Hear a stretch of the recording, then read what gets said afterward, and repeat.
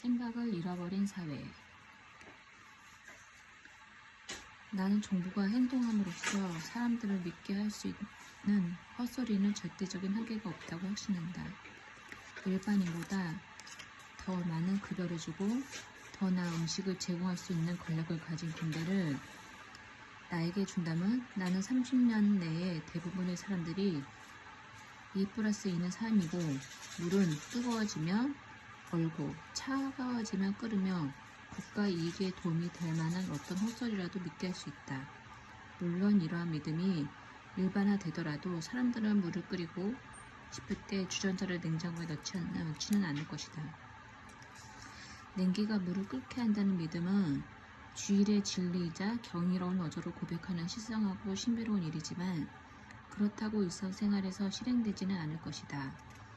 대신 이 신비로운 교리를 소리내어 부정하는 것은 그것이 무엇이든 불법시 되고 완고한 이단자들은 화형돼서 얼어붙을 것이다. 공식 교리를 열정적으로 받아들이지 않는 사람은 가르치거나 어떤 권위를 가진 직위도 가질 수 없을 것이다. 오직 가장 높은 최고 위층 공직자들만이 술자리에서 서로에게 이 모든 것이 얼마나 쓰레기 같은 짓인지 속삭일 것이다. 그러고 나서 그대로 웃으며 다시 술을 마실 것이다. 이는 결코 풍자가 아닌 일부 현대의 정부 아래에서도 일어나는 일이다.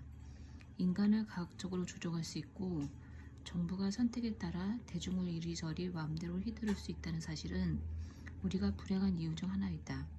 정신적으로 자유로운 시민 집단과 현대적 선전수단으로 틀 지어진 공동체 사이에는 원자재 너머와 전함 사이만큼이나 큰 차이가 있다. 처음에는 모든 사람이 읽고 쓸 수 있도록 보편화된 교육이 완전히 다른 목적을 수행할 수 있다는 사실이 발견되었다. 교육을 통해 허무맹랑한 사상을 주입함으로써 국민을 통합하고 집단적 열정을 생성해낼 것이다. 만약 모든 정부가 똑같은 헛소리를 가르친다면 해악은 그렇게 크지 않을 것이다. 불행히도 정부마다 자신만의 신념을 가지고 있고 그 다양성은 다른 신조를 추종하는 자들 사이에 적대감을 낳는다. 만약 온 세상에 평화가 찾아오게 하려면 각국 정부는 어떤 사상도 주입하지 않거나 같은 사상을 주입하는 데 동의해야 할 것이다. 전자는 내가 두려워하는 바이지만 유토피아적 이상이다. 아마도 각국 정부는 모든 것에 모든 시민이 완전히 고결하고 현명하다고 가르치는데 합의할 수 있을 것이다. 아마도 다음번 전쟁이 일어난 후에 살아남은 정치인들은 그런 계획에 힘을 모으는 것이 현명하다는 것을 깨닫을지도 모른다. 하지만 헛소리에 순종하는 것이 위험하다면 불순종하는 것도 위험하다. 일부 진보 사상가들은 기존의 생각에서 벗어난 의견을 가진 사람은 누구나 옳다고 생각한다. 이는 망상이다. 그렇지 않다면 진실은 지금보다 더 쉽게 얻을 수 있을 것이다. 오류 가능성은 무한하며 더 많은 괴짜들이 이 진부한 진리를 찾기보다 진부한 오류를 저지른다. 나는 언젠가 정기 기숙자를 만난 적이 있다. 그가 건넨 첫 마디는 이랬다. 안녕하세요. 신앙주의에는 두 가지 방법이 있습니다.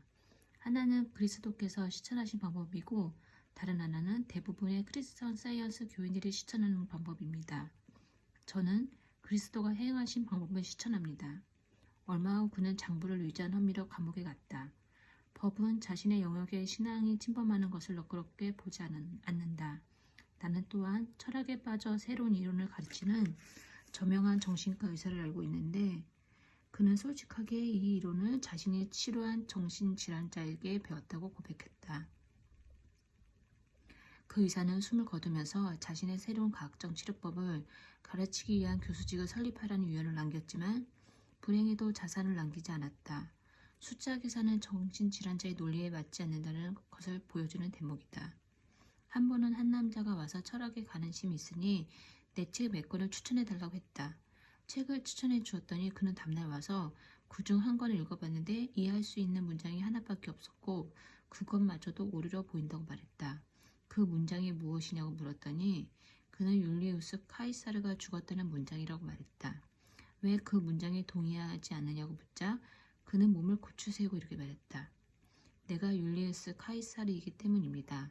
별난 사람이라고 해서 옳다고 확신할 수 없다는 것을 보여주기 위해 이러한 사람은 충분할 것이다.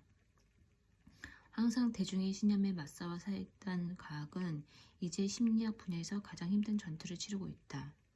인간의 본성을 전부 안다고 생각하는 사람들은 비정상적인 상황에 처했을 항상 절망하고 한다. 일부 남자아이들은 소위 길들여지는 상태가 되는 법을 결코 배우지 못한다. 헛소리로 용납하지 못하는 사람은 이런 남자아이들을 체벌로 다스린다. 아이들은 체벌을 당하고 잘못을 반복하면 더 심하게 맞는다. 이 문제를 연구한 의학자들은 모두 처벌이 문제를 더 악화시킨다고 말했다.